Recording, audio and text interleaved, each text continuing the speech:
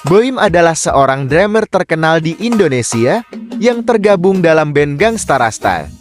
Dia dikenal dengan gaya bermain drumnya yang energik dan penuh semangat. Boim juga aktif di media sosial dan sering membagikan video-videonya bermain drum di akun Instagram dan YouTube miliknya. Boim Blanco nama akrabnya, tetapi nama lengkapnya Abdul Karim. Boim adalah seorang drummer yang berbakat dan inspiratif. Dia telah banyak berkontribusi dalam perkembangan musik reggae di Indonesia. Jika kamu adalah penggemar musik reggae, maka kamu wajib menonton sisi lain yang tidak orang tahu di sini.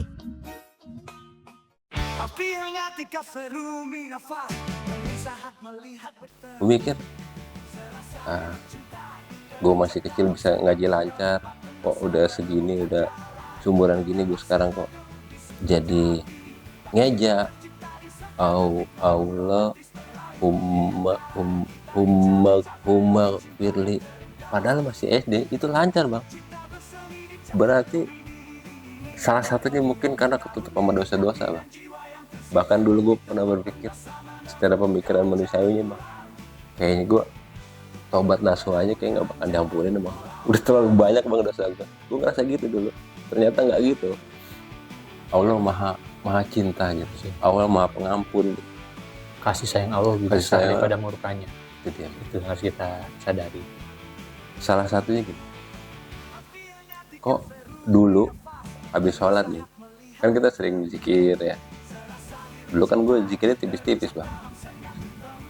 Udahlah baca harusnya 33 kali tuh misalnya apa zikiran yang habis sholat ya. Habis sholat tuh. Aku 33 aja lah. Kan Allah sebenarnya dipuji sekali sama dipuji ribuan kali juga sama aja. Allah dengar. Hati kita juga insya Allah terpaut dengannya. Jadi ngapain lah banyak-banyak. Sebenarnya itu karena kebodohan. Buat diri sendiri karena kebodohan, karena ketidaktahuan. Ya. Kurang referensi. Ya. Nah ternyata setelah ada zikiran di Naksaban Hakoni itu, karena terbiasa setiap minggunya terus rutin ya.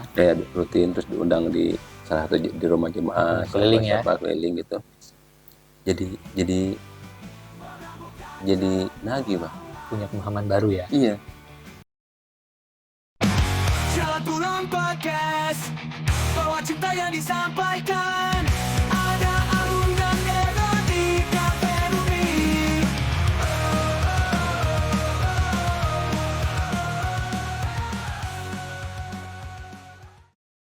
Assalamualaikum warahmatullahi ta'ala wabarakatuh. Selamat datang di podcast Rumi episode Jalan Pulang. Kali ini kita kedatangan seorang sahabat, seorang teman, seorang saudara juga. Beliau ini dulu adalah seorang drummer dari band reggae yang bernama Gangsta Rasta.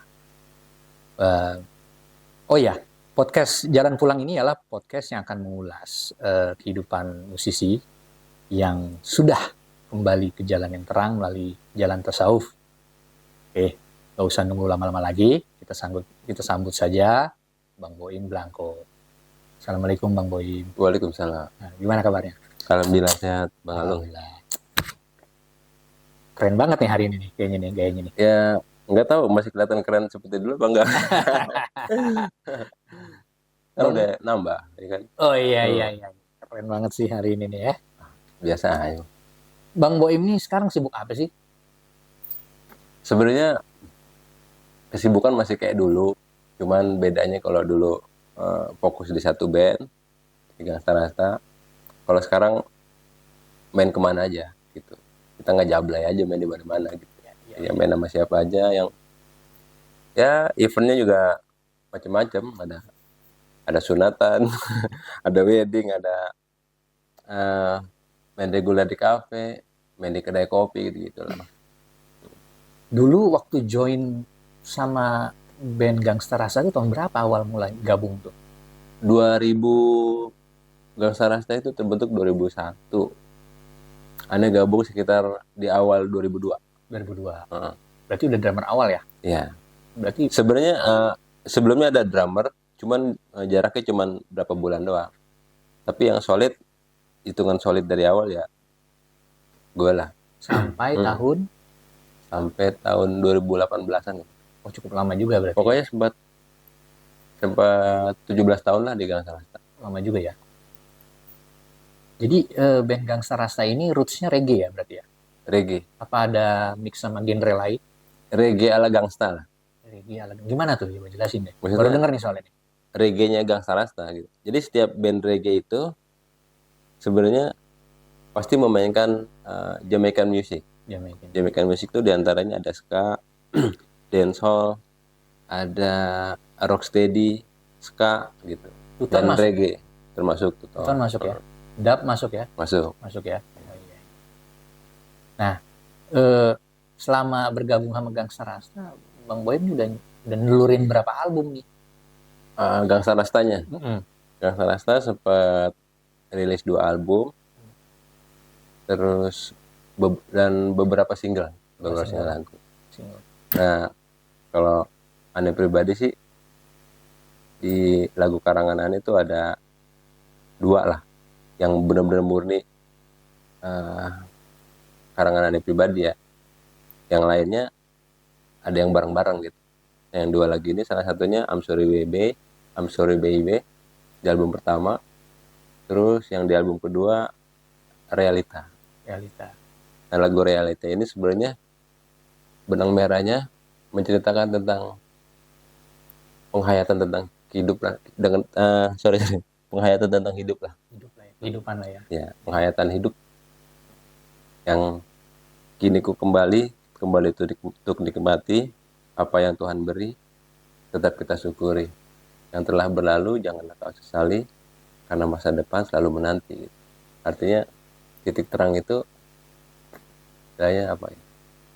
Allah selalu menunggu kita di jalan terangnya gitu. Pesan-pesan yang penuh optimisme berarti ya. Pesan-pesannya itu Iya, ya. Yang banyak, penghayatan tentang hidup lah. ya. Agar manusia itu harus tetap optimis gitu ya. Jangan Iya. takut sama di depan gitu. Ya, benar nggak ya? Bener. Benar ya? Iya. Ini kenapa nih Bang Boim memutuskan untuk gabung sama Gangsta Rasta? Sementara kan di Indonesia ini ada puluhan mungkin ratusan genre ya. Nah, Kenapa memilih jalur reggae nih? Ada ininya nggak? Ada pilihan sesuatu? nggak, sebenarnya itu nggak sengaja sih bang. Dulu sebelum sama Gangsta kan pernah main rock and roll, pernah main apa sweet rock, hard rock ya. Malah di awal-awalnya main heavy metal, Metal. Iya. Kayak Megadeth, kayak model-model Metallica gitu kan, Kenceng ya. kencang. Kesini-sininya di perjalanan bermusiknya lama-lama istilahnya tambah slow, tambah pelan musiknya. Nah, dapat angin segernya waktu itu di Gangsta Rasta. Pertama kali manggung di sebuah kampus di Jakarta Barat. Kebetulan kita jadi featuringnya Slank. Jadi sebelum Slank kita main. Pada saat Gangsta lagi main, personelnya Slank udah datang. Kebetulan ruangan ruang artisnya dia di belakang panggung. Pas kita lagi main, Bim sama kakak keluar. Yo man, dia joget-joget di samping. Di situ berasa gitu. Kayaknya gue ada angin segar nih di band ini. Berasa gitu apa? Kayak ada, kalau kata Bob Marley kayak ada natural mystic lah. Natural mystic. Sesuatu yang alami, sesuatu yang mistis, Tapi yang nggak bisa kita ungkapkan, tapi sifatnya alami gitu. Berasa kayak lu ada angin segar lu di sini, gas terus gitu. Ini Sebenarnya punya keyakinan gitu. anak reggae asli nih. Dia tahu lagunya Bob Marley Natural Mystis. Kalau orang tahu Bob Marley umumnya belum tentu tahu Natural Mystis. Bob Marley and the Wailers banyak banget. Deng, deng, Itu masih di The Wailers ya? deng, deng. Ya, Bener kan? Bener anak reggae asli nih. di asli-asliin bang. Nah, sekarang tapi masih mau ngeband kan? Ya, buktinya sampai sekarang masih ngeband. Masih ngeband, Cuman ya? sekarang mainnya sama siapa aja. Masih ini nih ibaratnya kemana-mana aja dulu ya. Iya. Belum terikat sama satu band ya. Iya. sekarang ya. Nah, untuk ini Bang Boim, influence nih, pengaruh nih. Siapa sih tokoh drummer yang Bang Boim idolakan? Sebenarnya banyak sih. Kalau disebut salah satu banyak. Soalnya gini, menurut Aneh tuh drummer siapapun yang sedang main atau kita lihat secara langsung live atau ngeliat video segala macam, itu semuanya sebenarnya semuanya pelajaran, karena masing-masing personal, masing-masing player, masing-masing drummer itu pasti punya ciri khas masing-masing yang istilahnya punya bentuk pukulan Khas. yang karena kan udah jadi milik dia gitu, Trademark ya. trademarknya dia gitu. Jadi setiap Anda nonton siapapun, baik live atau lihat videonya, itu semua punya keistimewaan masing-masing yang akhirnya jadi influence gitu. Nah, terus bagaimana dengan trademark kita? Nah, trademark kita, maksudnya kalau ngomongin aneh nih, yang ada di lagunya Gangsta, itulah trademarknya Boy Blanco gitu. Boy Blanco. Iya, Karakternya di situ karakternya ya. di situ. Karakter khasnya ya. Ada orang yang kuat di rasanya, ada yang menonjol di gregetnya, ada yang menonjol di skillnya, di tekniknya kan gitu. Masing-masing punya kelebihan. Nah, bicara soal memainkan musik reggae itu memang ini agak lain nih. Itu mau nggak mau, suka nggak suka, sudi nggak sudi, main reggae itu harus dapat soulnya, Nah. soul, penjiwaannya itu harus dapat. Karena genre satu ini memang kuat di situ. Kita punya skill tinggi aja memainkan reggae, nggak dapat soulnya nggak enak. Cuman asik aja gitu, cuman nggak resep gitu. Paham kan ya? Paham. Asik lu dia main, asik nih. Tapi dia yang mau maintain aja nggak soul, nggak resep, nggak kolbu gitu. Dalam amat itu. Sementara kita mau mainkan musik apapun sebenarnya sih kalau pakai rasa, pakai soul gitu, pakai penjiwaan. Jangan kan yang main, yang denger aja pasti resep. Apalagi bicara soal reggae music, memang genre ini diciptakan sama istilahnya yang menciptakan reggae ini memang kuat dirasa karena pesan-pesannya, pesan moral, pesan cinta gitu, pesan perdamaian, kemanusiaan, kritik sosialnya memang luar biasa. Ya. Gitu. Bicara cinta yang universal terhadap sesama, terhadap lawan jenis segala macam, dikemas secara rasa yang dalam itu, dengan soul yang luar biasa itu. Memang sih gua akui ya. Gak semua orang bisa main drum reggae, gua akuin. Iya. Karena itu banyak kendalanya, salah satunya ketokan yang gantung kan. Iya. Dan hi-hat main gimana? Emang susah sih main drum reggae, gua akuin sih. Bisa dibilang gitu sih, soalnya memang reggae itu didengarnya gampang, dimainkannya itu sebenarnya nggak gampang, bukannya sulit ya, tapi nggak gampang. Artinya waktu itu pernah kelimpungan, kira-kira 10 kali latihan kok begini amat reggae ya. Kan dulunya kita main rock and roll, main yang lepas-lepas jedar, tiba-tiba harus nahan main root. Aduh, gini amat ya. Kalau nggak dapat soulnya nggak enak. Ya? Tapi setelah dapat soulnya, nanti feel-feelnya tuh kayak ngalir sendiri. Ada bentuk-bentuk pukulan yang akhirnya jadi milik itu. Karena rasa kita kayak lagi, ya apa ya bahasa yang paling tepatnya, anggapnya kayak lagi senggama tuh sama drum tuh. Itu bisa cetas. Ejakulasi ya. Iya, pukulan-pukulan yang sesederhananya dia aja tuh jadi ya asik ya. Padahal saking rasanya tuh, saking soalnya gitu sebenarnya. Feel-nya itu yang susah didapat ya. Iya. Yang mahal pemanfaatan tuh, momen. Iya. Mahal tuh itu ya. Iya. Itu dia. Memang kalau yang belum pernah main reggae, ya berasa bingung mainin ya kalau belum pernah. Makanya waktu itu pernah 10 kali latihan, kok nggak dapat. Akhirnya sharing sama salah satu punggawa di reggae lah, almarhum waktu itu basisnya Asian Roots, basisnya Tafgong, almarhum Pak Ceroy, orang Papua. Gunanya, Pak Ce, gimana sih cara mainin reggae yang baik dan benar?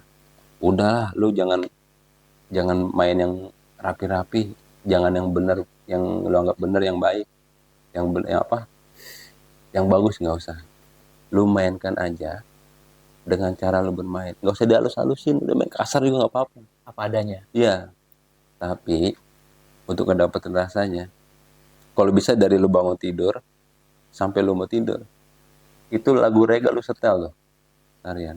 Dari lu cuman diam aja sampai tiba-tiba lu ngangguk-ngangguk, sambil makan, kaki lu goyang-goyang apa segala macam, sampai lu menaruh piring ke dapur sambil nggak berasa lu goyang sendiri. Setelah rasa itu dapat, baru mainkan. Oh gitu Pace.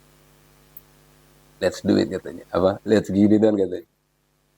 Ya gue coba dah. Ternyata bener. Benar. Sesederhana itu, tapi nggak dianggap enteng gitu. Oh, ini agak lain emang di musik nih genre satu ini gitu. Biarin merasuki jiwa kita dulu, Iya. nempel, baru tuh enak ya. Mungkin itu yang disebut sama Bob Marley natural mystic. Iya. Sesuatu yang mistis, yang sifatnya alami, kayak ada yang masuk gitu.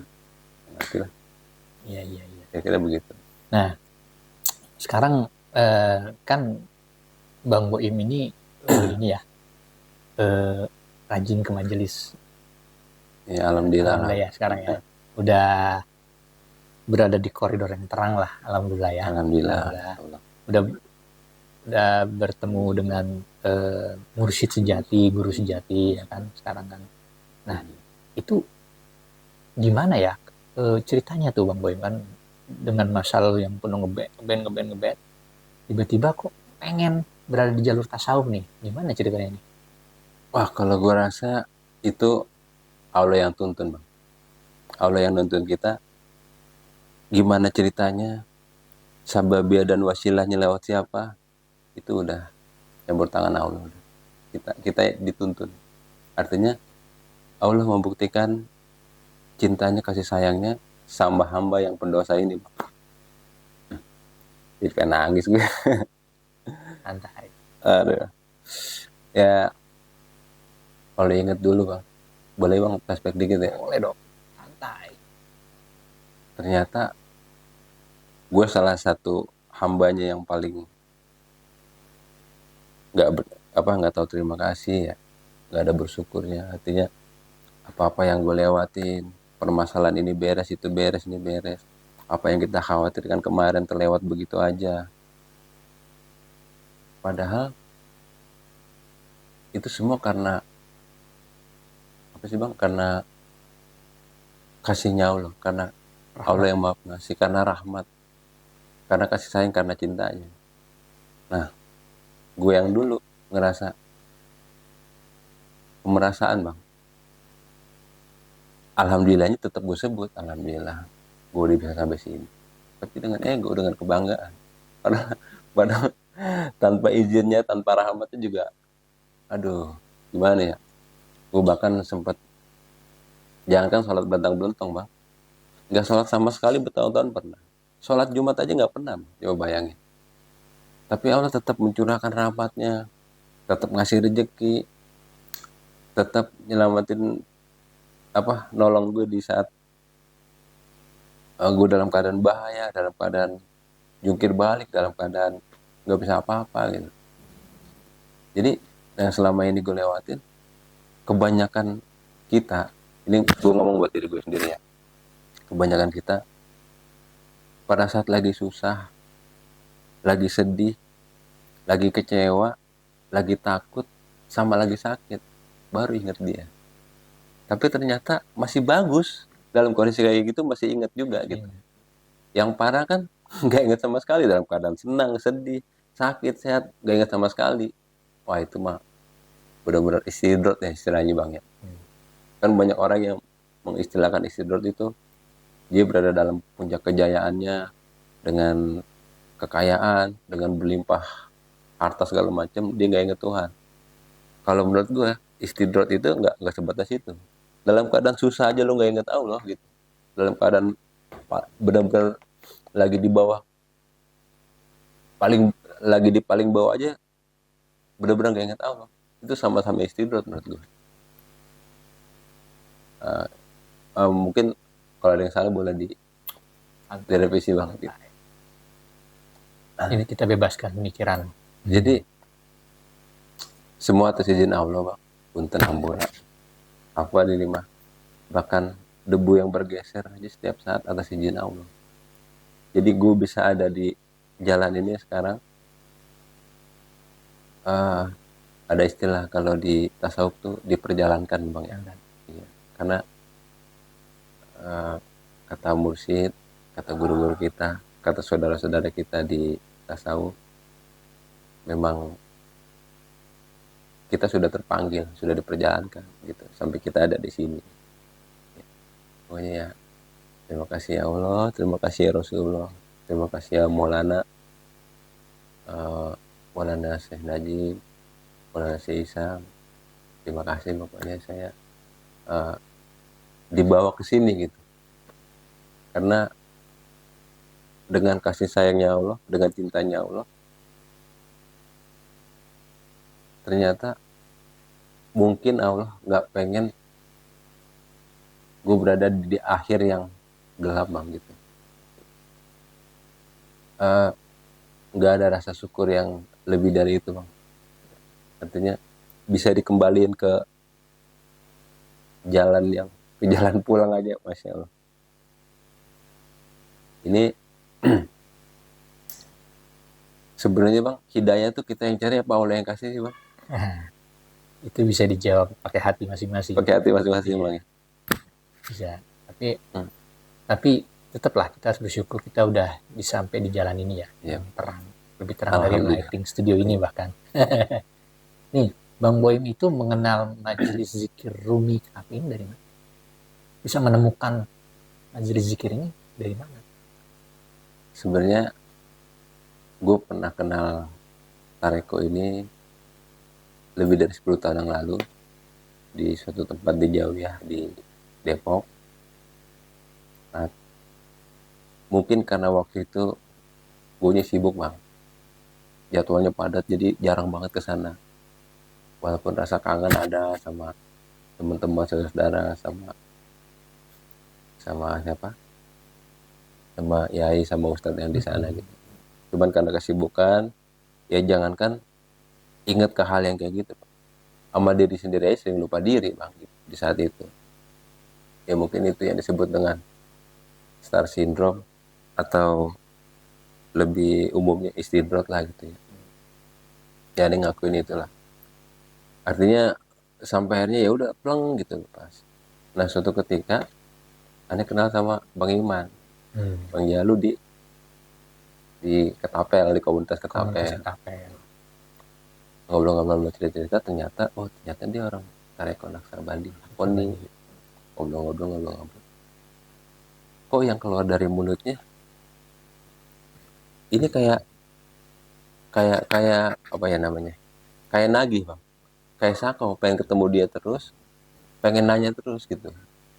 Kayaknya gue ngomong apa, gue cerita apa yang menurut gue pelik, dia jawabnya enteng banget gitu. Ternyata oke. Ternyata selama ini gue berada di kegelapan. Setiap orang mungkin punya tingkatan bang, tapi gue rasa tingkatan itu bukan kita yang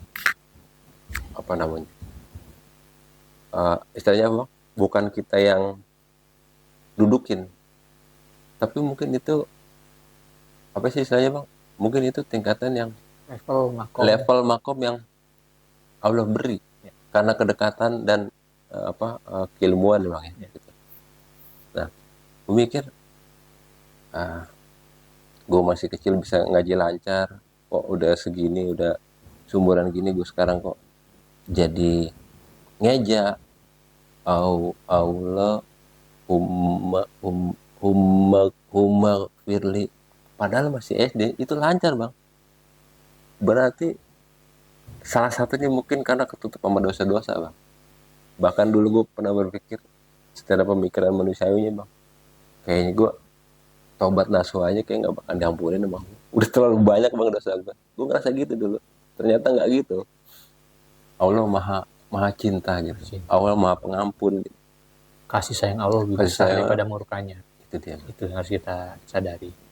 Nah, gue menemukan jauhiyah ini, majelis ini, artinya ada di jalur ini, ngerasa gue lebih cocok karena gue punya keterbatasan sangat bang, punya keterbatasan ilmu soal agama, karena dari kecil dididik agama sama orang tua, udah mulai balik, udah mulai bangor, udah mulai bader kata orang Jawa ya, udah mulai nggak karuan deh nakal, udah kenal minuman, udah kenal cewek, kenal narkoba segala macam, udah tambah jauh tuh bang. Jadi kayak ada mata rantai kebaikan yang putus gitu. Jadi Lihat layangan tuh benangnya putus gitu putus ya, dikejar-kejar jatuhnya di mana kan terserah angin ngebawa dia gitu. ya. Mana kejar-kejar, nggak mungkin naik ke rumah orang, kesini mentok ada ini, mesti kemana ngejar-ngejar pakai motor, belum tentu sejalur sama jalur kita ini kan, bisa jadi di kesana kan, nggak tahu nyangkut di mana gitu. Karena ngerasa kayak orang ke bawah truk gitu orang BM truk, gue mau ke Bogor BM truk dan naik ke truk brek gitu, apa BM mana sih sekarang bilangnya, waktunya truknya ke arah ini bang, ke mana tuh Nggak ke Bogor, iya ke Bandung malah. ke Bandung malah lah, gue udah sampai Bandung padahal gue pengen ke Bogor, malah maksudnya banyak kebablasannya gitu. Ya, terombang ambing ke arah yang nggak Terombang jelas ya. ambing. Nah itu dia bahasa yang tepat, namanya terombang ambing sama dunia. Jadi di perjalanan ini apa namanya spiritual journey ya. Ya. Di perjalanan spiritual gue meyakini bahwa perjalanan spiritual itu nggak harus dari yang baik-baik. Ternyata yang buruk juga jadi bagian dari perjalanan spiritual gitu. Dan Allah selalu menerima setiap taubatan hambanya ya bang. Pasti. Insya Allah. Rahmat Allah dan kasih sayang Allah itu maha besar. Nah kenapa gue memilih di jalur tasawuf ini, karena ya bisa dibilang gimana ya, di sini nggak dilihat lu siapa, lu bagaimana, lu apa, lu punya jabatan apa, lu mau artis kayak, lu mau siapa kayak, nggak ada urusan. Mau bentuk dan rupa lu kayak gimana, apa maksudnya, nggak jadi ukuran. Bener-bener hati, bener-bener kolbu bang. Dan bicara soal rasa, bicara soal hati, memang di situ bang titik terangnya. Kenapa gue berani bilang itu, karena dulunya gue gozul fikri bang, gue sesat dalam berpikir. Kalau apa-apa tuh, jadi sekarang ya ini gue sadarin bahwa kenapa kita diwajibkan sholat, gak boleh ninggalin sholat. Salah satunya ternyata kita selalu memperbarui syahadat. Asyhadu an la ilaha illallah wa asyhadu anna muhammadar rasulullah. Karena apa? Karena tanpa kita sadari, setiap saat kita menuhankan selain Allah. Ya. Gitu bang. Menyembah selainnya. Iya. Menyembah bos kita, menyembah pekerjaan kita, menyembah fulus, menyembah istri, menyembah yang lain-lain tanpa kita hadarin. Berhala. Teman ya, berhala. Gitu. Jadi itu istilahnya Allah yang palsu gitu kan. Nah, ternyata itu semuanya di sini bang. Tapi kalau pakai ini, misalnya dah, waduh, gue mau jalan, mendung lagi, pakai mendung lagi, itu kan sebenarnya memancing murkanya Allah, ya kan? Lu siapa gitu loh? Gue mau turunin rahmat, kok lu apa kesel gitu? Padahal kan kita tinggal jalan, hujan tinggal pakai jas hujan, tinggal lanjutin atau neduh, kan beres. Karena ini bang, Simple itu padahal. tapi kalau pakai hati, Bismillahirrahmanirrahim, ya Allah, antarkanlah aku ke tempat tujuanku dengan selamat, untuk menyebut rezeki, untuk menafkahi keluarga, gitu kan? Ya bisa jadi Allah bisa tahan itu hujan sampai kita sampai sana, gitu. Mungkin yang lain kehujanan kita nggak tahu ya, atas kuasanya Allah gitu. Itu kan semuanya, semuanya kan adanya di sini bang, bukan di sini gitu. Ya begitulah bang, kira-kira ceritanya bang. Jadi memang nggak ada kebahagiaan yang bisa kita raih selain kita dekat dengannya bang. Nah, apa yang Bang Baik rasakan setelah berbaiat thariqah nih? perasaan apa atau ada fenomena apa yang terjadi? Yang pasti terasa lebih adem, terasa lebih tenang, terasa pengennya selalu ingat Allah dan selalu apa istilahnya, destur dan madat sama mursyid kan, Minta pertolongan terus minta ya. pertolongan terus, karena tanpa beliau itu, tanpa cinta dan kasih sayangnya, Anda bakal tambah terseok-seok bang, kehidupan tambah ini. Tapi memang di setiap lini kehidupan, kalau kita bicara soal ujian dan cobaan kan selalu ada. Keburukan ada ujiannya, kebaikan ada ujiannya. Kemiskinan ada ujiannya, kekayaan pun ada ujiannya. Cuman Anda berpikir, mohon maaf kalau Anda salah, afwan. Anda berpikir, lah emang siapa gue? Ujian itu kelasnya Nabi, kelasnya para wali. Emang gue siapa? Ya nggak bakalan sanggup Anda diuji bang. Gitu. Kalau menurut Anda ya, ini maafin kalau misalnya ada yang salah.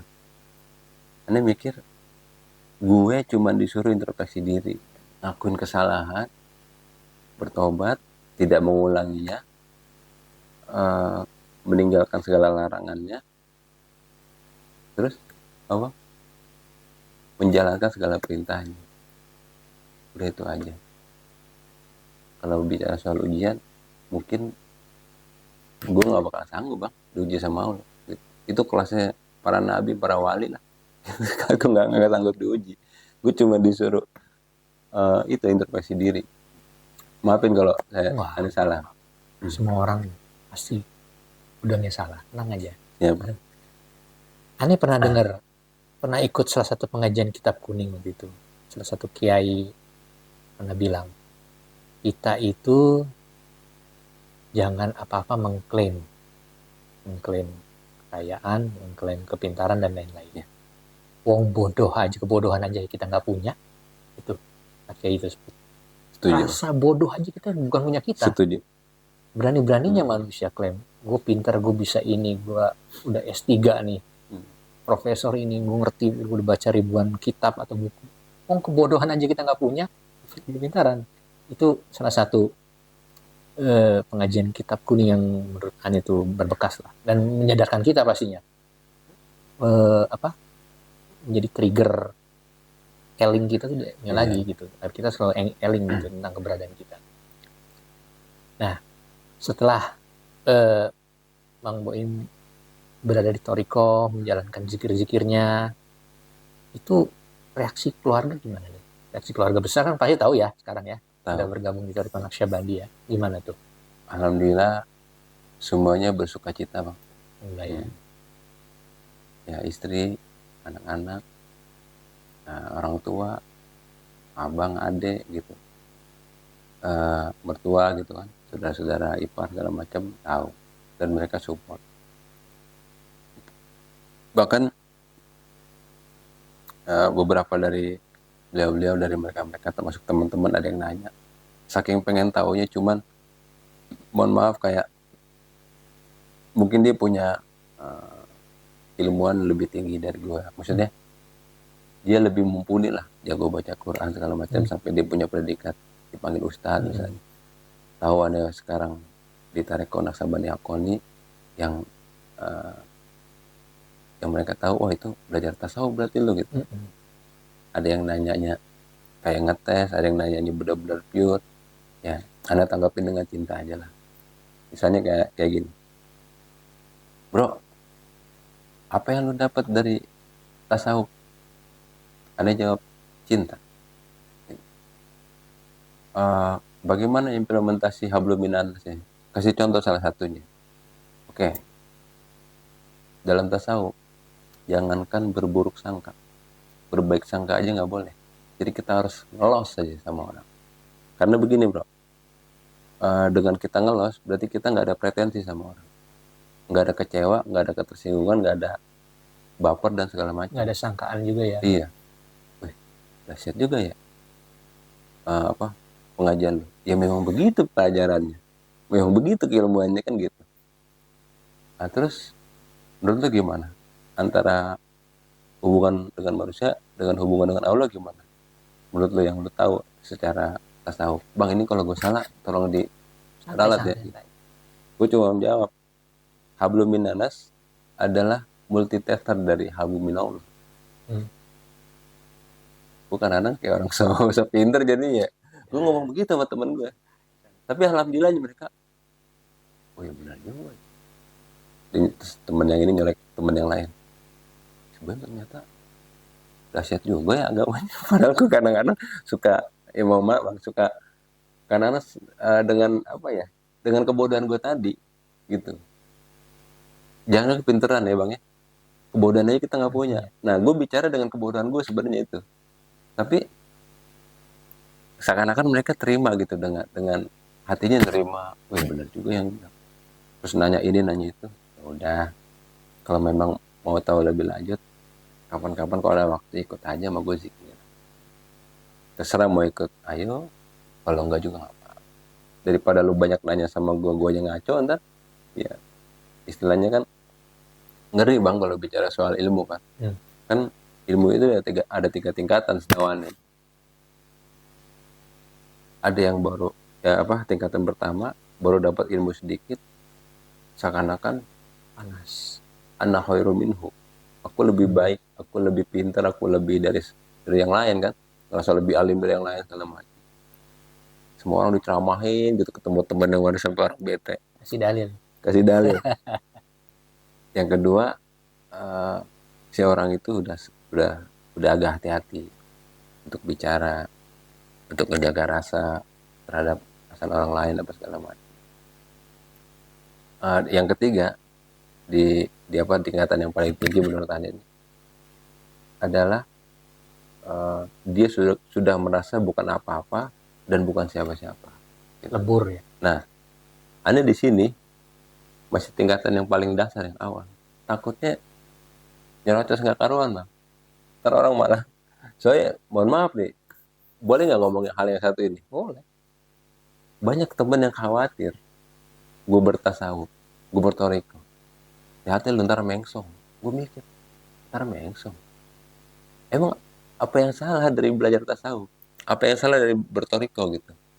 Kalau seandainya ada yang sampai mengsong, gue rasa bukan keilmuan yang salah, bukan pelajaran yang salah. Tapi mungkin si orang itu mungkin menggabung-gabungkan dengan apa ya? Dengan spiritual, dengan hikmah, dengan keilmuan kebatinan yang lain yang Di mix jadinya.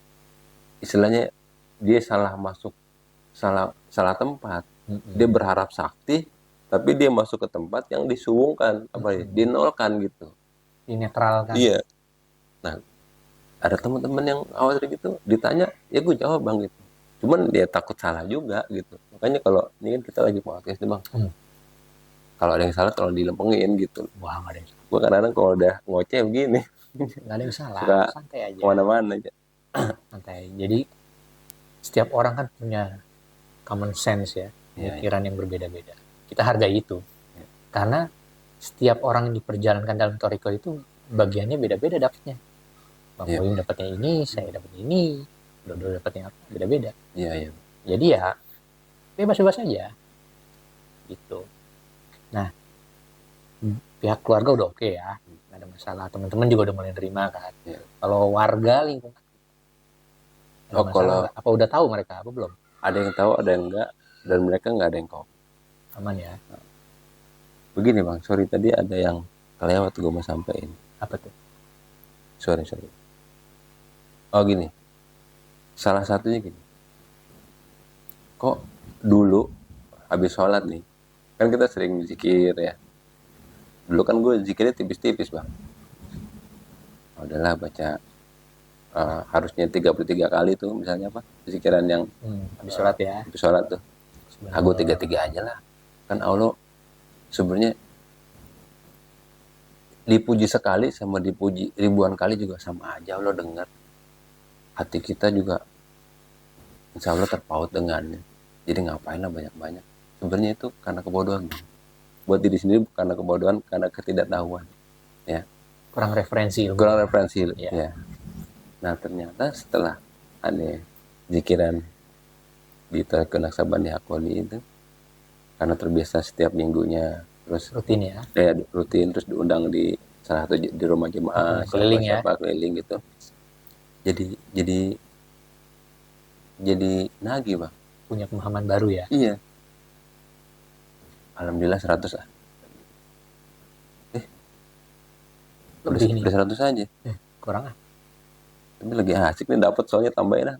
Dosis naikin Toto udah lagi 500 dosis ya. iya, Bang. Toto udah 500. Apa lagi? Istighfar. Udah mulai menggeli pinggang.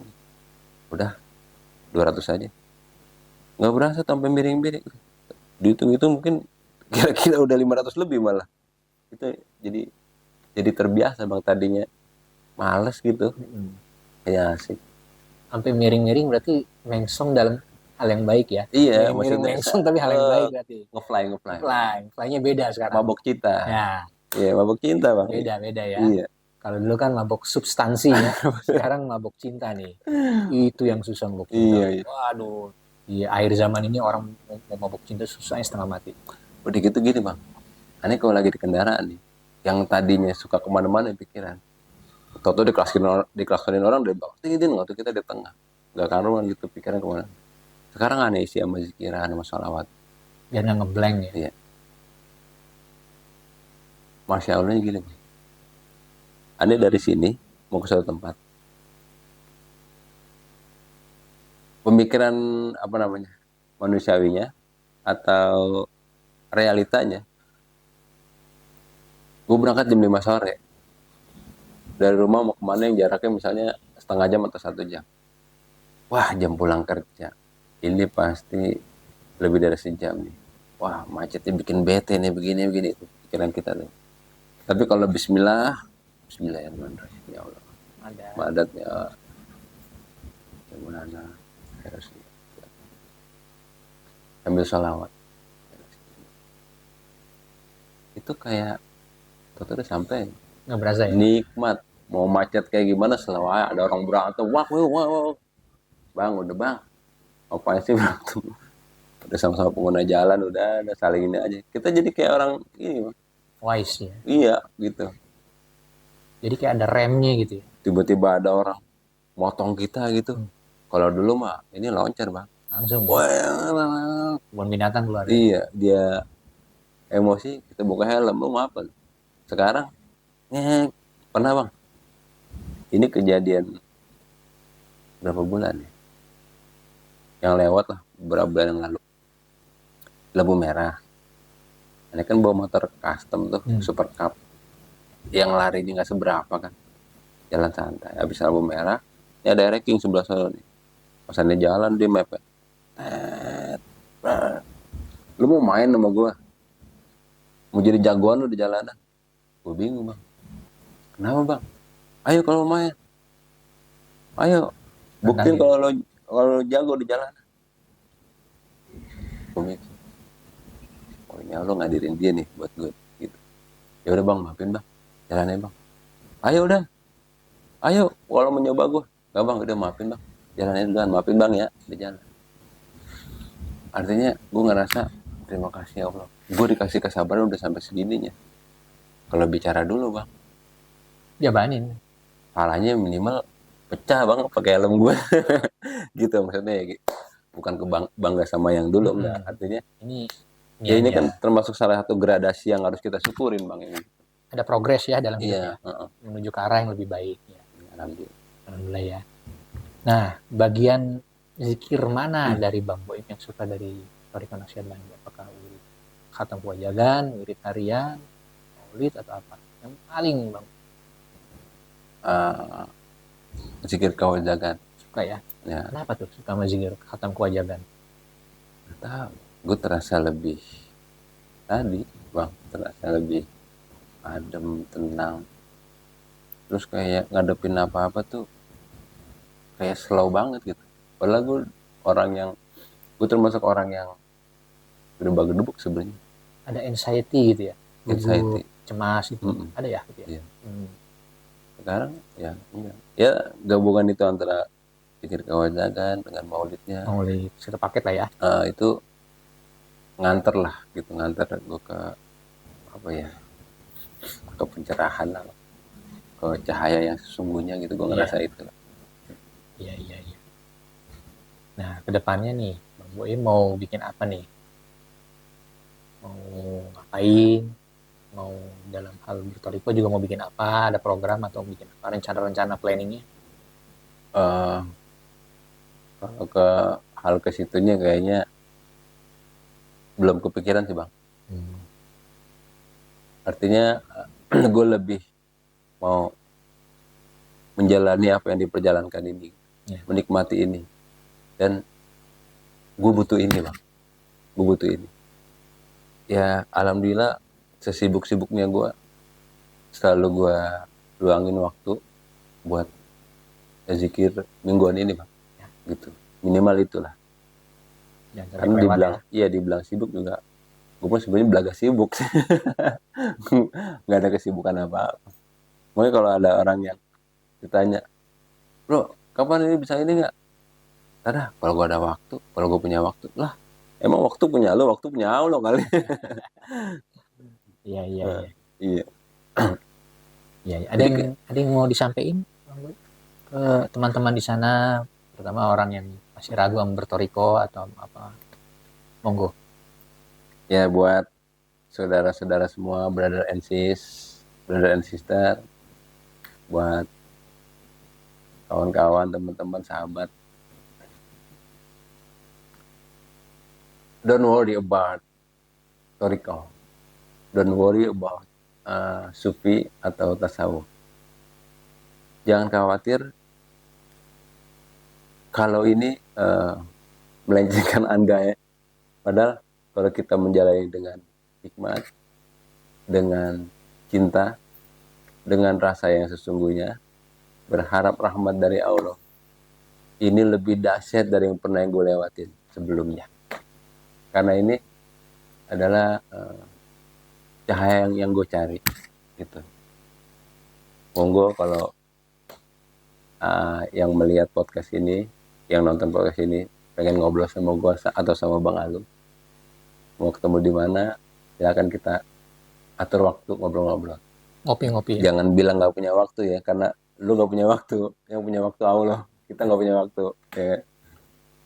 Oke, brother. Ya, teman-teman semuanya, para sahabat, para saudaraku, kiranya kita sudah sampai di penghujung podcast nih ya. Kita udah nyimak obrolan seru dari Bang Boim ya, mulai dari urusan pertama kali ngeband hingga bertemu Cahaya Maulana sang mursyid. Semoga bisa menjadi inspirasi buat kita semua. Pesan kita semua, pesan kami adalah tetaplah bersalawat, jangan menyerah, dan sampai jumpa, sampai bertemu di podcast Jalan Pulang edisi selanjutnya. Kami pamit undur diri. Assalamualaikum warahmatullahi wabarakatuh.